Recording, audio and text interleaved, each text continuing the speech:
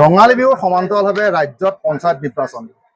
মই বৰ্তমান উপস্থিত আছো লামডিং সমষ্টিৰ অন্তৰ্গত লংকাজান গাঁও পঞ্চায়তৰ নতুন বজাৰত আৰু ইয়াত দেখিবলৈ পোৱা গৈছে পঞ্চায়ত নিৰ্বাচনক লৈ ৰাইজে চাহৰ জুতিৰ মাজতে তেওঁলোকে পঞ্চায়ত নিৰ্বাচনক লৈ তেওঁলোকে কিছু কথাত পঞ্চায়ত নিৰ্বাচন কেনেদৰে হ'ব বা উন্নয়ন কেনেদৰে হৈছিলে ইত্যাদি ধৰণৰ কিছু কথাত তেওঁলোক ব্যস্ত হৈ পৰা পৰিলক্ষিত হৈছে। আৰু আমি তাৰ মাজতে চাহৰ জুতিৰ মাজতে আমি তেওঁলোকৰ লগত কিছু কথা পাতিবলৈ যত্ন কৰিম। দেখা পোৱা গৈছে সমাগত পঞ্চায়ত নিৰ্বাচন আপোনালোকক দেখিছিলো চাহৰ জুতিৰ মাজতে আপোনালোকে কিবা কিবি কথা পাতি আছে। কি ক'ব, কেনেকুৱা ধৰণৰ পঞ্চায়ত নিৰ্বাচন হ'ব এইবাৰ লংকাজান পঞ্চায়তত? নমস্কাৰ জনাইছো। প্ৰথমে আপোনালোকক ধন্যবাদ জনাইছো যে ইমান ভিতৰুৱা আৰু পিছপৰা অঞ্চলত আপোনালোকে আহি পেলাই এই পঞ্চায়ত নিৰ্বাচন উপলক্ষে বাতৰিখন প্ৰচাৰ কৰিব বিচাৰিছে। পঞ্চায়ত নিৰ্বাচনক লৈ এইবাৰ ৰাইজৰ মাজত বহুত উৎসুকতা বৃদ্ধি পাইছে, কাৰণ চৰকাৰখনে যিটো প্ৰক্ৰিয়াৰে নিৰ্বাচন অনুষ্ঠিত কৰিবলৈ গৈ আছে, সমাজৰ আটাইতকৈ ভাল আৰু শিক্ষিত যুৱক যুৱতীসকল ওলাই আহিছে আৰু শিক্ষিত আৰু নিবনুৱা বা সমাজৰ আটাইতকৈ ভাল ৰাইজৰ বাছনি কৰা সেই প্ৰাৰ্থীসকল যেতিয়া নিৰ্বাচিত হ'ব, সমাজখনত এটা উন্নয়নৰ বাট এতিয়া ৰাইজে সপোন দেখিছে যে সঁচাকৈ এটা উন্নয়ন হ'ব পঞ্চায়তত। বিগত কালছোৱাত আচলতে চৰকাৰে লাখ লাখ টকা ব্যয় কৰিছে যদিও সেই টকাখিনি কামত পৰিণত হোৱা নাই। প্ৰকৃত অৰ্থত তেওঁলোকে সঠিক কাম কৰা নাই। আত্মসাৎ কৰাৰ অভিযোগ ইতিমধ্যে আপোনালোকে গাঁৱে গাঁৱে গ'লে সেই অভিযোগটো পাব। আপোনাৰ লংকাজান পঞ্চায়ত তেনেকুৱা হৈছে নেকি? লংকাজান পঞ্চায়তত যথেষ্ট দুৰ্নীতি হৈছে, বেগম দুৰ্নীতি হৈছে। ৰাস্তা ঘাটৰ ক্ষেত্ৰতে কওক আৰু আৱাসৰ ক্ষেত্ৰত, চৰকাৰী যি আৱাস লাভ কৰে আৱাসৰ ক্ষেত্ৰত বিভিন্ন লোকৰ পৰা আপোনালোকে সেইটো পাব যে টকা সংগ্ৰহ কৰিছে, 10,000 15,000 টকা সংগ্ৰহ কৰিছে। কিন্তু চৰকাৰখনে যেতিয়া দুৰ্নীতিমুক্ত অভিযান চলাইছে তেনে ক্ষেত্ৰত ভয়ত যথেষ্ট হ্ৰাস পোৱা পৰিলক্ষিত হৈছে। আৰু এইবাৰ যিসকল পঞ্চায়তৰ নিৰ্দলীয়ভাৱে যদিও তেওঁলোকে প্ৰতিনিধিত্ব কৰিব, জয়যুক্ত হোৱাৰ পিছত ৰাইজে আশা কৰিছে যে চৰকাৰক সেই উন্নয়নমুখী যাত্ৰাৰ সৈতে একাকাৰ হৈ সমাজ আৰু সেই পঞ্চায়তটোত আমূল পৰিৱৰ্তন ঘটাব বুলি ৰাইজে আশা কৰিছে। এয়া আছিলে এজন স্থানীয় যুৱকৰ ভাষ্য। আৰু আমি যদি চাওঁ, আমি বিভিন্নজন ইয়াত তেওঁলোকে চাহৰ জুতি লোৱা পৰিলক্ষিত হৈছে। আমি কিছু কথা তেওঁলোকৰ পৰা আমি জানিবলৈ চেষ্টা কৰিম। মই আপোনাৰ কাষলৈ আহিছো, আপোনালোক বহুত ব্যস্ততা মাজত আছে যদিও কি দেখিছে আগন্তুক পঞ্চায়ত নিৰ্বাচন ৰঙালী বিহুৰ সমান্তৰালভাৱে, কি ক'ব? ধন্যবাদ আপোনালোকলৈ। ইমান পিছপৰা অঞ্চলত আপোনালোকে আহি যায় বাছৰি চাহৰ জুতিৰ মাজতে বাতৰি সম্প্ৰসাৰণ কৰিব বিচাৰিছে। আমি বহুত মনত আশাবাদী এইবাৰ, কাৰণ বিগত দিনত পঞ্চায়তবিলাকৰ যিটো কাৰ্যকলাপ দেখিলোঁ, ইমান সন্তোষজনক ৰাইজ নহয়। কিয়নো যদিও অসমৰ জনপ্ৰিয় মুখ্যমন্ত্ৰী হিমন্ত বিশ্ব শৰ্মাই দিয়া আঁচনিখিনি আমাৰ ভোট সভাপতিসকলে জেগাই জেগাই মাইনৰিটি মেজৰিটি বুলি কথা নাই, সমানে যেনেকৈ ভাগ কৰি দিছে, মানুহখিনিৰ মাজত এটা খুব উন্নয়নমূলক বাৰ্তা এটা আহি আছে। আৰু তেওঁলোকে ভাবিছে এইবাৰ যদিও আমাৰ চিম্বল নাই, যদি আমি উপযুক্ত ভাল শিক্ষিত কেণ্ডিডেট বা নিকা কোনো চোৰ ডকাইত নাথাকা, কোনো ধৰণৰ তেওঁ দাগী নোহোৱা কেণ্ডিডেটজনক যদি আমি জিকাব পাৰোঁ, তেতিয়াহ'লে আমাৰ পঞ্চায়তৰ নিশ্চয় উন্নয়ন হ'ব।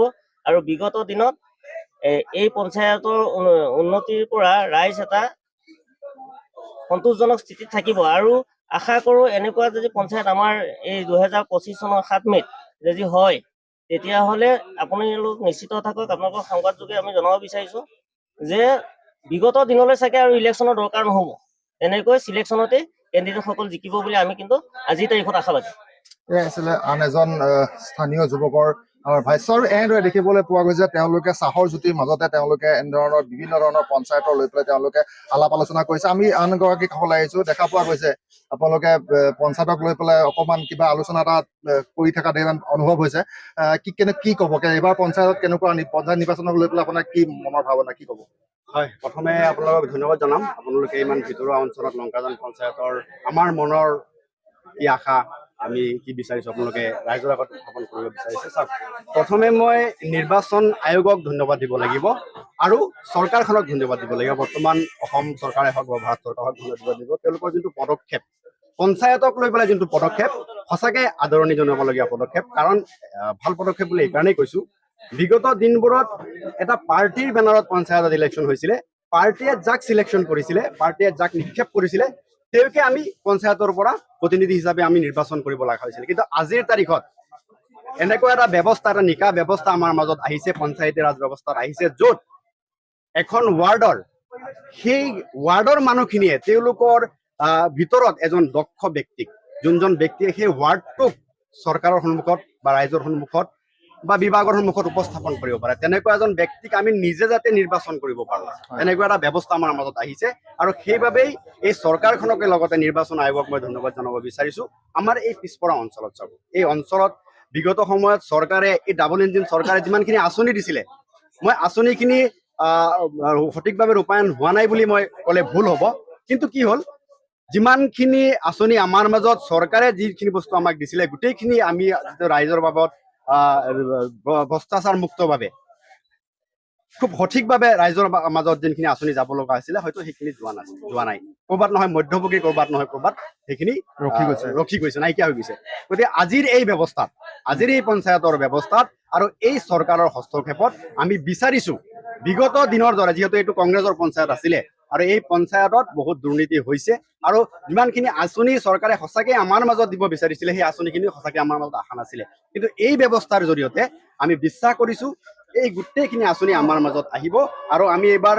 পঞ্চায়তৰ সাধাৰণ ভোটাৰ হিচাপে আমি সংকল্পবদ্ধ হৈছোঁ আমি আমাৰ পঞ্চায়তৰ পৰা আমি আমাৰ ৱাৰ্ডৰ পৰা এজন দক্ষ ব্যক্তিক যোনজন ব্যক্তি কোনো বেনাৰৰ তলত নহয় কোনো কংগ্ৰেছ হওক বিজেপি হওক এজিপি হওক কোনো বেনাৰৰ তলত নহয় আমি বিচৰা আমাৰ ৰাইজে মনে বিচৰা প্ৰাৰ্থী এজনক আমি যাতে আগবঢ়াই আনিব পাৰোঁ আৰু আমাৰ প্ৰাৰ্থী হিচাপে আমাৰ প্ৰতিনিধি হিচাপে যাতে আমি ওলাই দিব পাৰোঁ সেই ব্যৱস্থাটোক আমি ধন্যবাদ জনাইছোঁ আৰু চৰকাৰখনক ধন্যবাদ জনাইছোঁ এয়া আছিলে আন এজন স্থানীয় যুৱকৰ ভাষ্য আৰু এনেদৰে দেখিবলৈ পোৱা গৈছে যে আগন্তুক যি পঞ্চায়ত নিৰ্বাচনক লৈ তেওঁলোকৰ মনোভাৱ প্ৰকাশ কৰা পৰিলক্ষিত হৈছে আৰু মই যিহেতু লামডিং সমষ্টিৰ অন্তৰ্গত লংকাজান পঞ্চায়তত উপস্থিত আছিলোঁ আৰু লংকাজান পঞ্চায়তৰ ৰাইজৰ মনৰ অনুভৱ মই ND24 দৰ্শকক জনাব বিচাৰিছোঁ